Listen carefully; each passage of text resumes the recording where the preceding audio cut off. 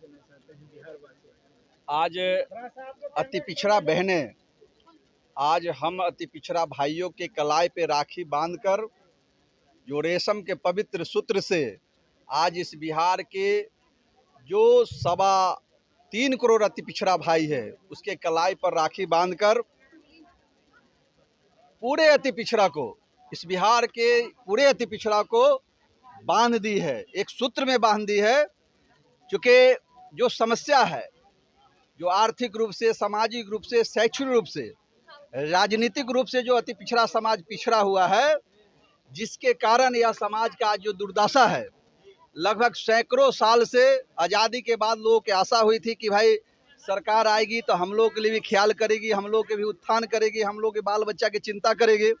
लेकिन सरकार इसके लिए कोई चिंता नहीं कर रही है। सरकार वही नीति बना रही है ताकि इसका पेट भी नहीं भरे और भूखे भी नहीं मरे, इस प्रकार की नीति बना रही है। 300-400 रुपया के रोज पर मजदूरी हमारा समाज करता है। बताइए कि 300-400 रुपया मजदूरी में उसका पेट भरेगा? उसका बाल बच्चा के पढ़ाई लिखाई, दवा दारू, आयल गेल, कर कुटुम्ब, ब्याह शादी, सुख श्राद्ध, तेल साबुन सरफ, घर द्वार सब इसी में है। तो हमारा समाज हमेशा अभाव में जी रहा है। जिसकी इस देश में, इस राज्य में 40% उसकी आबादी है। ये भारी, यहाँ 6.5 करोड़ हम लोग की आबादी है, हमारा समाज हाशिए पर है।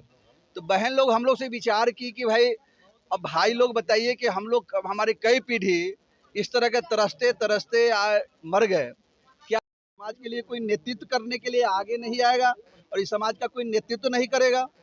तो इसके उपलक्ष्य में हम लोग कहे कि भाई ठीक है, जब बहन लोग की इतनी चिंता है आने वाले अपने पीढ़ियों के लिए, तो उसके लिए भी हमारी जिम्मेदारी बनती है कि बहन के लिए आगे बढ़ चढ़ के हम लोग को इसके लिए संघर्ष करना, इसके लिए आंदोलन करना, और आवश्यकता पड़ेगा तो बाकी लोग से समझौता करके हम लोग इस राज्य में सरकार भी बना लेंगे। और जब सरकार बनाएंगे तो आज जो हम लोग भीख मांग रहे हैं अति पिछड़ा समाज, विभिन्न पार्टी दलों में जाकर जिस प्रकार से भीख मांगते हैं, वह इतने समाज को हम लोग इकट्ठा कर लेंगे। अति पिछड़ा बहनों के कहा हुआ अगर मान लेते हैं, उसके अनुसार हम लोग इकट्ठा कर लेते हैं, तो जो समाज आज भीख मांग रहा है वह समाज भीख देने की स्थिति में हो जाएगा। ये जो लोग हम लोग के समाज जो जाकर जिससे आरजू विनती करता है, आग्रह करता है, वह कल हो के हमारे यहाँ आरजू विनती करेगा। क्योंकि लोकतंत्र में संख्या बल की बल होता है, ताकत होती है।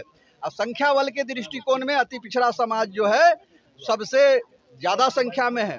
जब कर्णावती, राजपूत रानी कर्णावती के ऊपर जब गुजरात के बहादुर शाह ने उस पर हमला किया था, उस समय भी कर्णावती ने, उस समय हुमायूं जो मुस्लिम राजा था, हुमायूं उसके यहाँ खत लिखकर और राखी भेजकर उस राखी के बदले में उससे सहयोग मांगा था। और वही मुस्लिम राजा हुमायूं ने उस राखी को सम्मान करते हुए बहादुर शाह को पराजित किया।